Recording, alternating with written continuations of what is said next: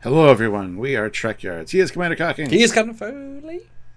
Behold us. Behold our beauty. It will not drive you insane.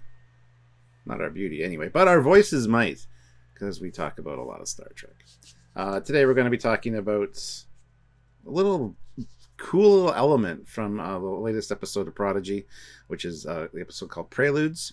And this is a TOS Medusan ship, which is quite cool to see, actually. So, cool. Yes, this is the exposition episode. We get to know backstory on multiple characters, the ones we have had queries about, and this segment is about Zero starting as the Medusan, color gas, getting captured by the Kazon and sold to the Diviner, and they go full golden, beautiful. Honestly, this segment was fantastic. It was creative, it was interesting, it was different. This was all smiles, except obviously the subject matter was all horrible. But what they're doing was all smiles. Yeah, and we got a ship that was used in TOS Remastered for the Medusan ship. And I was like, really? They're going to do that? That is so cool. It was a nice little touch. So looking forward to kind of looking at it and talking about it, because we haven't covered this ship on Trekyards, because to be fair, it's kind of ugly and real simple. A good modeler could make it in like 2 hours, not including the windows, but I guess you could texture them. But the first shot, of course, was the introduction. Instantly I recognized it. I don't know it very well, but it was beautiful. I mean, just to see the faithful TOS era nacelles once again. This is a canon TOS era design, which is therefore show that no, TOS is not retconned out, because once again a TOS design perfectly recreated is back. No ifs, no buts, no visual updates, canon. Right? Remember that, guys, it's important. And then Medusans, we've never seen them in the wild like this, in any form. How would that feel, being such a TOS fanboy you are?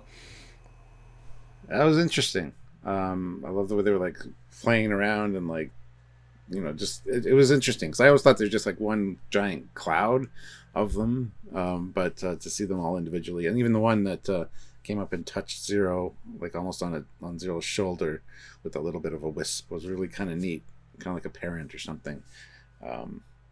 Yeah, it was neat to see. I think because they explain in quite a nice way. They're explorers. They're just doing their thing. They land. Obviously, they just go out and play, basically. My assumption is that inside they all kind of reform into a larger gas something, and then they separate out and do their own thing, because it's easier to explore when you've got 20 individual elements versus one giant one. Although now we've sort of confirmed they are just gas clouds in their ship, which means why do they have like 85 windows? Doesn't Yeah, it looks like a Federation ship, not a Medusan ship. It is a Medusan ship. I know. Hey, I'm glad they didn't reinvent the wheel, because it is the right ship. I also quite like they clearly going in pairs, like they have a best friend they're going with, and Zero already in that small ilk felt alone, like his own unique entity. Small note, but it was genuinely fun to see, But we get another shot of the ship as it launches. You get to see a better view of it. Mm-hmm. And here's the giant comparison. As you can see, we got a shot there from the remastered episodes, as in our Truth and Beauty, down on the lower right. And of course, the Eagle Moss, the front of the Eagle Moss book for it, right above it. Because that's when we got to see it properly. Eagle Moss did a miniature, and that's an orthographic render, and yeah. Well, I mean, flawless. I mean, honestly, even to the point of when it's landed, you lose some details. When it lifts, you see the red pennant. You see a Starfleet pennant. So those are TOS nacelles. Obviously, that I guess the Medusans traded for them or something, because they're clearly just TOS nacelles. Which I guess is the first time. I remember the Federation. So, but yeah. Yeah. Which is great, because I guess we've now recanonized TOS nacelles, because that's a TOS nacelle with a bobble thing on the side. I mean, there's nothing else to them. No, it's flawless. Beautiful. I mean, they could have done anything to it.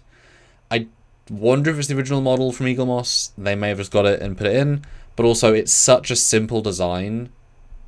Again, they could model it in very short amount of time. The texturing is basic as well. It is infinitely simple. It's very TOS in that respect. So I assume it's a fresh build because they're missing one window, which is why I think they did, because it's two windows, missing two windows. So it's not 100% perfect, but it's real close.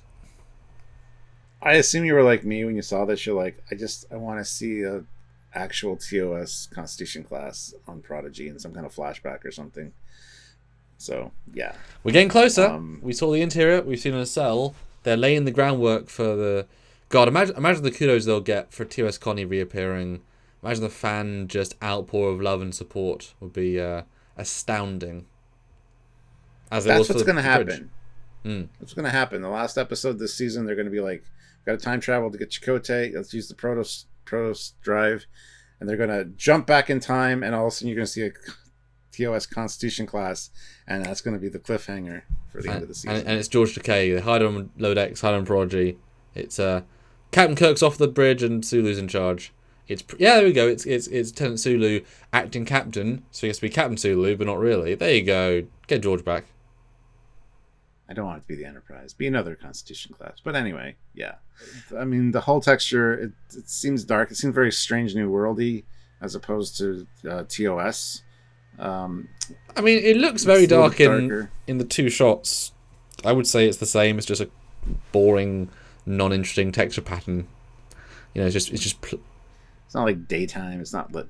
Okay, so that's fine. I guess. Yeah, there's no light. It's actually overly lit.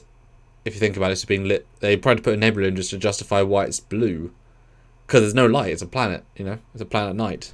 But the Eaglemoss ship is also very dark too. It's not the white of the Constitution class. Yes, it is grubby. So I don't know what they're implying with the Medusan ships, if they're older Starfleet vessels, or if the Federation just supplied them with some because they're a Federation member world, or because it's just odd that they have the exact same nacelles as a Constitution class, even with the pennant, like right down to the pennant.